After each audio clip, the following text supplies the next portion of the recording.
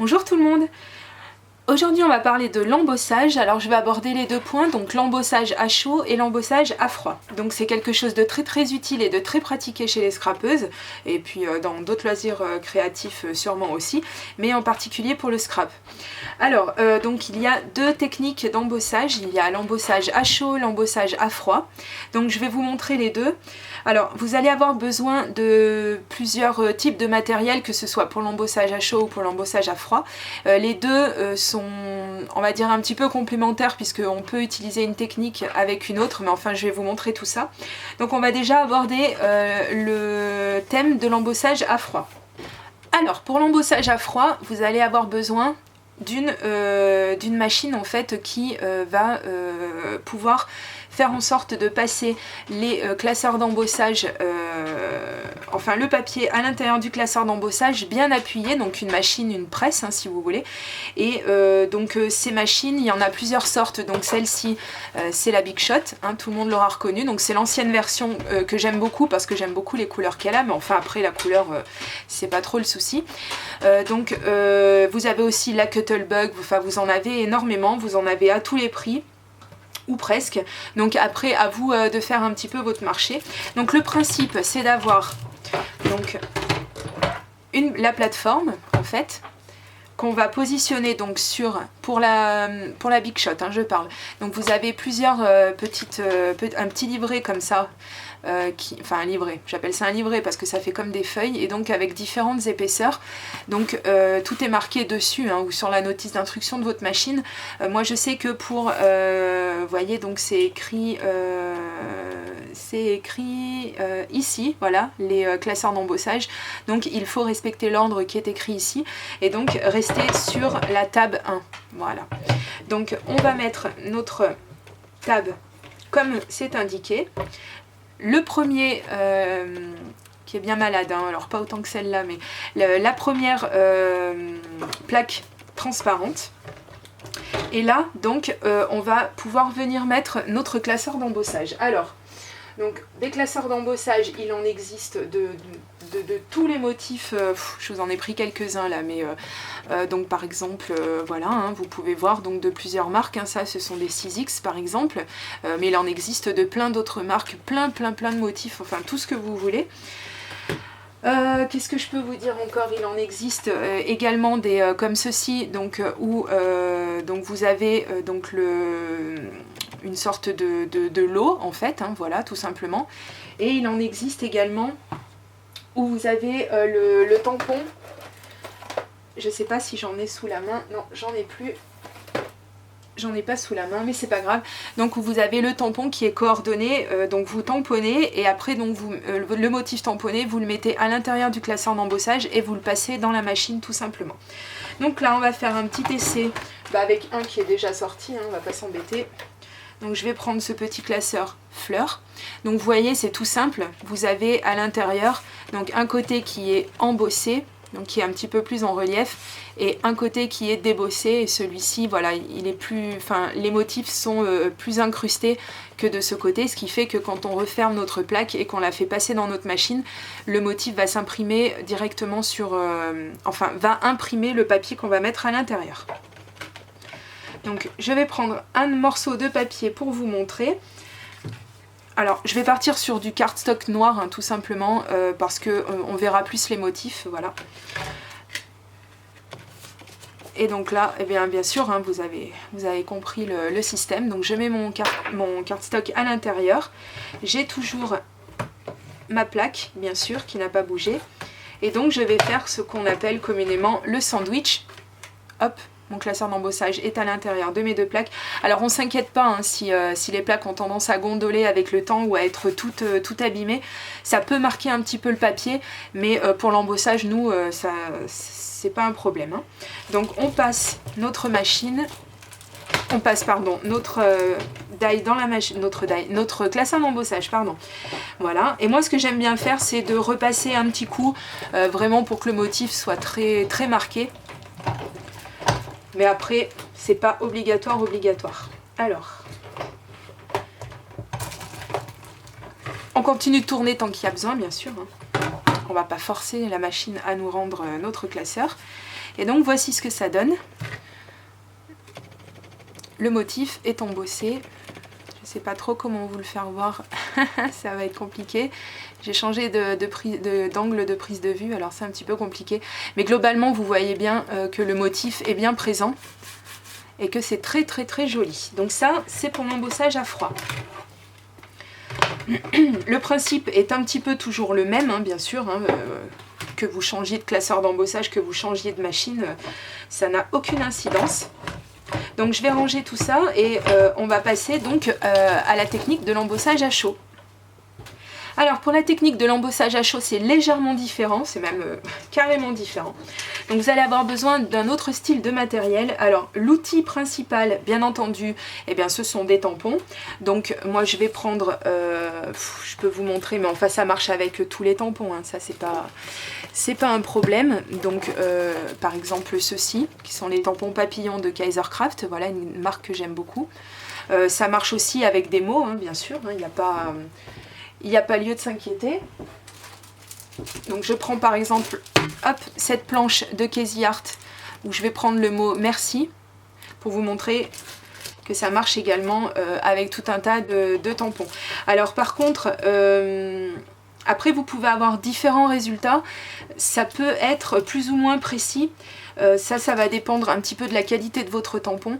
Ça va peut-être dépendre aussi de la qualité de l'encre à embosser que vous allez utiliser. Et puis aussi de la poudre, mais ça on va y revenir. Alors, justement, donc parlons de l'encre. Moi j'utilise la Versamark, on est beaucoup à l'utiliser.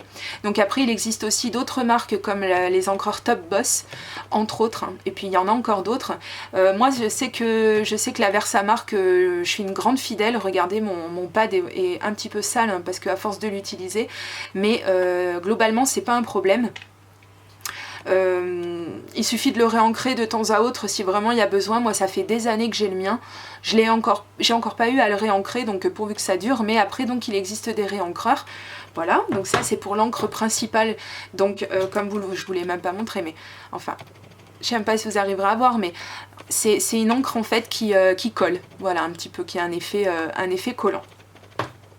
Vous avez d'autres encres qui permettent également l'embossage à chaud. Donc j'ai pris par exemple les encres E-Ink. Et donc vous voyez qu'à l'arrière il est marqué peut être embossé. Voilà, donc de temps en temps c'est marqué sur les encres hein, qu'elles peuvent être embossées.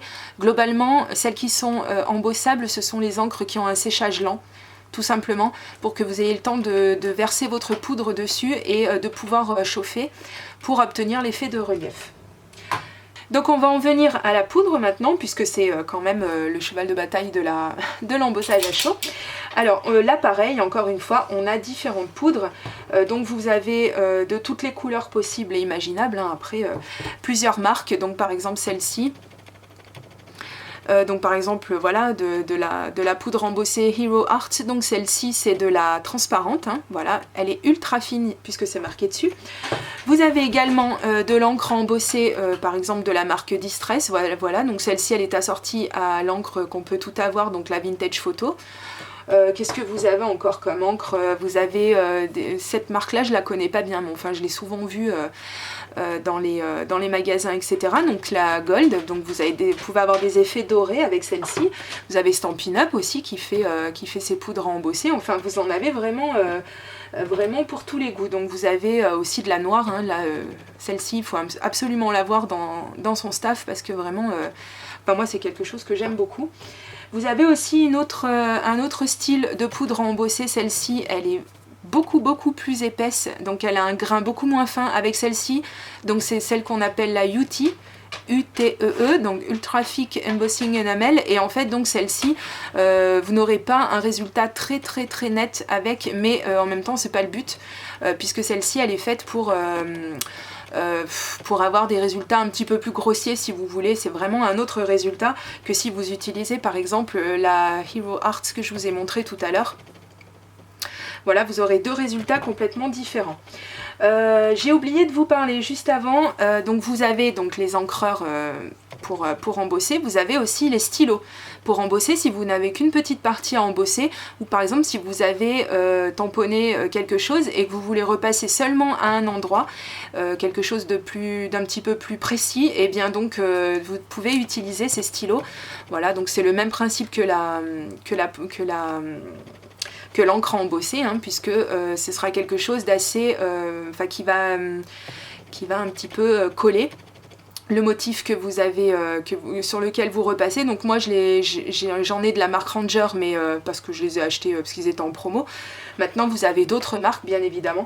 Et la petite astuce, si vous n'avez pas le stylo à embosser et que vous avez une toute petite partie sur laquelle repasser, vous pouvez très bien prendre un stylo à colle et mettre un tout petit peu de colle, donc repasser par exemple sur votre mot, et à ce moment là vous mettez votre poudre à embosser dessus et ça marchera tout aussi bien. Bon. Après c'est une petite astuce comme ça, il en existe d'autres. Donc je vais vous montrer l'outil aussi quand même super indispensable, c'est le heat gun, donc le pistolet à chaleur. Alors il y en a qui préconisent le sèche-cheveux, moi je vous le déconseille parce que ça c'est quelque chose qui chauffe beaucoup, d'ailleurs c'est marqué hein, que la surface devient très chaude au bout d'un moment. Donc c'est l'outil indispensable et vraiment je pense qu'on peut pas le remplacer vraiment par un sèche-cheveux. Maintenant à vous de faire selon vos moyens, ça c'est quelque chose qui coûte entre 15 et 30 € pour les modèles les plus sophistiqués. Celui-ci donc c'est pas comment dire, c'est pas celui que j'aurais voulu me procurer, mais j'ai pas eu le choix que d'acheter celui-ci parce que le mien venait de me lâcher. Maintenant il en existe un chez Ranger je crois qui est super silencieux, et alors pour le coup c'est un petit peu, ça va contre ce que je viens de vous dire puisqu'il a vraiment la forme d'un sèche-cheveux le heat gun de chez Ranger, mais enfin tant pis, celui-ci fait déjà très bien l'affaire. Donc le but en fait c'est de chauffer, et il y a des personnes aussi qui n'ont pas de heat gun et qui préconisent de passer leur tamponnage avec la poudre par-dessus un grille-pain. Donc moi j'ai jamais essayé. À vous de voir, hein, si vous n'avez pas de heat gun, vous voulez absolument essayer l'embossage à chaud avec un grille-pain. Après je sais que pour, petite parenthèse pour en revenir à l'embossage à froid, si vous n'avez pas de Big Shot ou de Cuttlebug, enfin de machine qui peut presser votre classeur d'embossage, vous pouvez également utiliser une machine à fabriquer les pâtes, et avec quelques petits réglages un petit peu savants, en fait vous pouvez passer votre classeur d'embossage à la verticale comme ça, et donc ça va embosser votre papier. Voilà. Ça c'était la petite parenthèse. Donc le petit outil qui était donc indispensable, le heat gun, voilà, donc je vous ai donné les tarifs. Et donc maintenant on va passer au côté pratique. Alors on va faire une petite démonstration puisqu'on est là pour ça. Donc je vais prendre mes tampons papillons, donc je vais prendre n'importe lequel, hein. Allez, on va prendre le plus gros comme ça on verra bien. Donc il vous faut aussi, si possible, un bloc acrylique, mais que vous pouvez remplacer par bien d'autres choses. Mais enfin, si vous êtes scrapeuse ou si vous débutez dans le scrap et que vous comptez continuer, je vous conseille de vous acheter au moins un bloc acrylique, un peu plus grand d'ailleurs, parce que celui-ci, il est très bien pour les petits motifs. Mais voilà, vous allez être embêté quand vous allez avoir des tampons plus grands. Par exemple celui-ci qui ne rentrera pas sur la plaque, hein, on est bien d'accord, ça va faire un peu juste. Mais bon, on n'en est pas là. Alors je vais reculer mes poudres. Hop, et je vais rester, donc je vais prendre un papier craft, comme ça par exemple, et là donc je prends ma Versamark et je vais, hop, vous voyez, où vous l'entendez peut-être, ça colle un petit peu, donc on en met bien partout sur son motif, on évite les bords si possible, pour éviter d'avoir un maximum de... Vous voyez, hein, j'ai le temps d'attendre, hein, puisque c'est une encre à séchage lent. On évite, oui, d'en mettre sur les bords pour avoir le moins de résidus de poudre qui collera par la suite. Et donc là, tout simplement, on fait l'empreinte de son tampon avec sa Versamark. Et là, ça va coller. Hop, vous avez entendu? Alors, le résultat que ça va vous donner dans un premier temps, c'est celui-ci, qui est déjà très très beau, hein, si on le laissait comme ça, ça fait un effet sympa. Et donc moi je vais choisir par exemple de l'embosser, je sais pas, allez, en gris. Voilà, je vous en montre encore une autre. Donc celle-ci c'est de la marque Artemio, Aladdin, pardon, je les confonds toujours. Voilà, celles-ci sont assez fines, le résultat est assez sympa, c'est pas les meilleures poudres à embosser, excusez-moi, je perds ma voix. moi qui suis pas pour forcément acheter des choses très chères, je vous conseille quand même de mettre le prix dans les... Si vous voulez des résultats sympas, hein, après c'est vous que ça regarde, hein. Mais je vous conseille quand même de mettre un petit peu le prix pour vos poudres à embosser, parce que le résultat en sera d'autant plus sympa, vous verrez, vous regretterez pas. Alors ce que je conseille de faire, mon encre est toujours en attente, hein, tu attends, tu bouges pas. Donc ce que je vous conseille de faire, c'est de prendre une feuille comme ça. Si vous n'avez pas l'outil pour récupérer la poudre, et alors moi Dieu sait si je m'en passe et allègrement en plus, il n'y a pas de problème. Et donc vous prenez votre petit pot, et là vous y allez gaiement, hein, puisque vous allez la récupérer, votre poudre, vous pouvez mettre tout le pot si ça vous fait plaisir. On tapote l'excès. On souffle un petit peu, loin de ses yeux par contre, attention, parce que ça peut être... voilà. Donc voici ce que ça donne si j'ai une mise au point. Hop, ça l'a quand même bien... ça a bien pris la poudre juste où il fallait. J'ai pas vraiment de résidus sur les côtés, donc ça me convient très bien. Et maintenant, je vais chauffer, pardon. Juste avant, je vais ranger ma poudre avant de faire une catastrophe. C'est pas dit que je la fasse pas en direct, attention. Non, c'est bon. Voilà. Je referme mon petit pot. Et là, donc d'habitude dans mes vidéos, je coupe le moment où je chauffe. Je vais vous le laisser quelques secondes. C'est juste pour celles qui ne connaîtraient pas le doux bruit du heat gun, que je vous montre un petit peu ce que ça donne. Et je vais laisser la vidéo pour vous montrer la magie de l'embossage. Allez, c'est parti, attention les oreilles. Si je branche, ça va encore mieux. Les joies du direct. Allez, c'est parti. Donc moi, ce que je fais, c'est que je commence toujours à chauffer par... Vous voyez, ça chauffe, hein, c'est rouge. Je commence à chauffer par-dessous en attendant que mon heat gun soit à température, c'est-à-dire quelques secondes, hein, ça va pas durer 15 ans. Et après, je monte direct. Et là, vous voyez, mon heat gun est chaud et j'ai pas de poudre qui s'envole. Un petit coup pour être sûr. Voilà. Et c'est terminé. Il est puissant mon heat gun quand même, il est tout neuf, c'est pour ça. Et donc voici le résultat, qui est très très beau.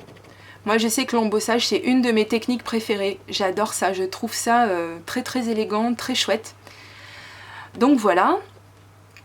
Et vous attendez quelques secondes que ça ait refroidi, et après donc vous pouvez faire énormément de choses avec. Attendez quand même quelques secondes, hein. C'est pas très long, mais avant de retravailler votre motif.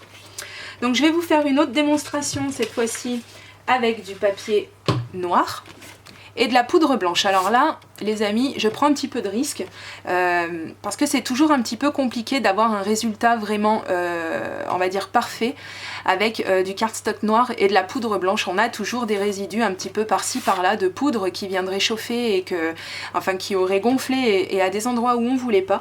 Donc je vais vous montrer un petit peu comment on peut faire pour éviter ça. Donc avec la Versamark, c'est pas forcément utile de nettoyer son tampon avant de le ranger. Après, vous faites comme vous voulez. Je sais qu'il est préconisé aussi quand on a des nouveaux tampons de les tamponner une première fois justement avec la Versamark. Je ne sais plus pourquoi, je vous dirai sincèrement. Mais il paraît que ça leur fait pas de mal. Bon, alors si vous avez des nouveaux tampons. Donc je vais prendre mon mot merci. Oui, j'avais dit que je prendrais celui-ci. Et donc on va faire un premier test sans que je fasse quoi que ce soit. Donc je retamponne.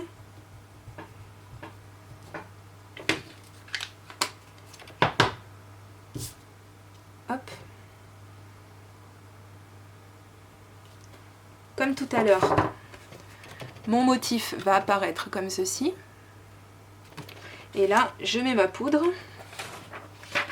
Je vais changer de feuille parce que quand j'embosse plusieurs fois, je veux pas en fait qu'il y ait de la poudre, si je reprenais le même, il pourrait y avoir quelques résidus de poudre grise qui atterriraient dans mon pot de poudre blanche et c'est pas ce que je souhaite, hein, vraiment. Donc je reprends un petit bout de papier et là je prends ma poudre blanche. Alors comme c'est une poudre que j'ai l'habitude d'utiliser et que j'ai en grande quantité, je l'ai mise dans une petite, dans un petit contenant comme ça pour pas faire de pub. Comme ça m'évite en fait d'en mettre un peu trop partout. Surtout que la blanche, c'est celle que j'utilise le plus souvent. Alors là, à l'aide d'une petite cuillère, hein, comme vous voulez, hop. Et là, ça illustre bien, vous voyez, je souffle quand même, mais vous voyez, quand vous aurez la mise au point, par ici, la bonne soupe, voilà. Donc vous voyez qu'il y a des résidus ici, voilà, et que ça, si vous ne les enlevez pas, et ben ça va rester blanc en fait quand vous aurez embossé votre... Alors vous pouvez prendre un petit pinceau et enlever l'excédent, donc ça c'est faisable, il n'y a pas de problème. Donc je vais chauffer pour vous montrer.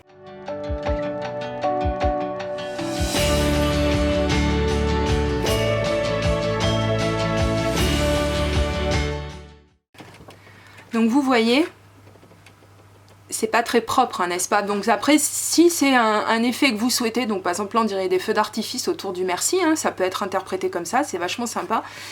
N'empêche que moi ça me plaît pas beaucoup. Alors, la solution que vous avez, donc dans le commerce, vous avez des petits, ce qu'on appelle des embossing buddy, des copains d'embossage, voilà, mais que vous pouvez vous fabriquer vous-même si vous avez une petite âme de couturière quand même. Donc moi j'ai eu la chance qu'une Scropine m'en fasse un qui est tout mignon en plus et qui est en moumoute en plus, j'aime beaucoup. Alors en fait à l'intérieur c'est tout simple, hein, c'est de la fleur de maïs ou de la farine, je me rappelle plus le principe exactement, mais en fait c'est tellement simple, en fait il fallait y penser. Donc vous voyez en fait c'est de la poudre comme ça, et là ça va empêcher que la poudre, justement la poudre embossée, n'adhère là où vous ne la voulez pas. Donc on donne des petits coups comme ça et là votre papier va devenir blanc, mais c'est pas grave, il est surtout flou pour l'instant, mais c'est pas grave non plus. Voilà. Donc je vous montre de près, vous voyez on a une bonne couche de farine ou de fleur de maïs, je ne sais pas du tout, voilà.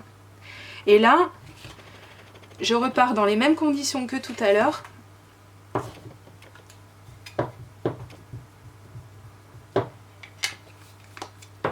J'ai remis de la Versamark partout sur mon tampon. Hop. Donc pareil que tout à l'heure, on a le même résultat. Et là par contre, vous allez voir,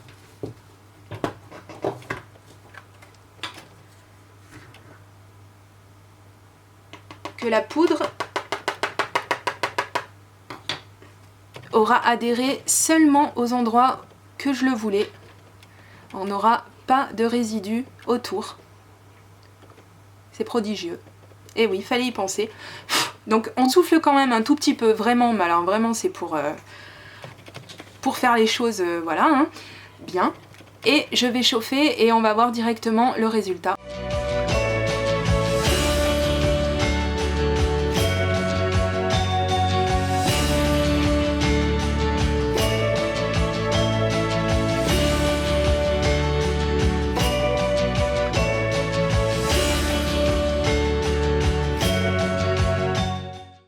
Et voilà le travail, qui fait quand même beaucoup plus propre qu'ici, hein, vous me l'accordez. Alors que là ça s'en va pas, hein, ça ne s'en ira pas même si vous frottez. Et après donc vous n'avez qu'à prendre un petit chiffon, un petit mouchoir, etc. Évidemment j'en ai pas sous la main, si. J'en ai un petit bout. Bon il a déjà bien servi mais c'est pas grave. Et donc en fait il vous suffit juste de frotter. Le mieux c'est avec des lingettes de sèche-linge. Les lingettes, vous savez qu'on met dans les sèche-linges pour que ça sente bon, mais c'est pas grave, ça marche aussi avec un essuie-tout propre, hein, bien sûr, parce que moi, comme il n'est pas très propre, il n'a pas tout enlevé, mais enfin vous voyez le principe, quoi, qu'on a quand même un résultat. Et pourtant mon cardstock est texturé, hein. Je ne sais pas si vous arriverez bien à le voir, mais il est texturé et pourtant mon résultat est parfait. Voilà, donc ça c'était pour l'embossage à chaud. Je vais refermer ma poudre avant de faire une bêtise. Donc j'espère ne rien avoir oublié, donc n'oubliez pas justement de bien refermer votre... parce que même si elle sèche lentement, elle sèche quand même. Voilà, je cherche si je n'ai pas d'autre chose à vous dire à ce propos. Non, je peux vous présenter par exemple, pour celles que ça intéresse, donc d'autres poudres à embosser. Voilà, donc vous en avez à paillettes qui sont très jolies aussi. Voilà, qui ont un effet comme ça. Les poudres holographiques, pareil, qui sont à paillettes. Ne vous fiez pas au prix, hein, parce que celle-ci je l'ai eu d'occasion, donc mais elle était toute neuve. Donc voilà, c'est très très très joli. Enfin, on a vraiment des rendus super avec tout ça. Donc si vous avez des questions, n'hésitez pas à me demander. Si vous avez des petites astuces, vous aussi à partager comme ça, hein, ça peut être sympa. Et je vous dis à très très bientôt pour une prochaine vidéo. Gros bisous, bye bye.